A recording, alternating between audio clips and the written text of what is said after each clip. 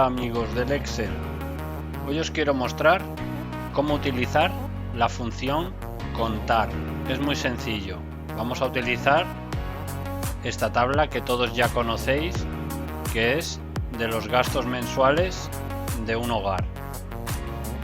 Y para saber los recibos que tenemos mensuales, vamos a utilizar la función contar. Para ello, lo que vamos a hacer es igual, contar, paréntesis, elegimos el rango y cerramos paréntesis. Enter. Bien, como veis, da el resultado de 3. Eso quiere decir que en enero tenemos 3 recibos.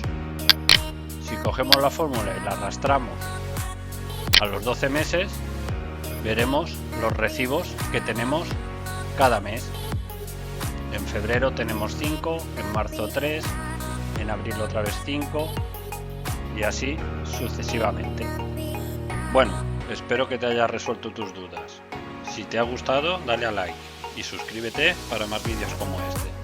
Déjame en los comentarios si quieres que te haga algún tutorial específico. Hasta pronto.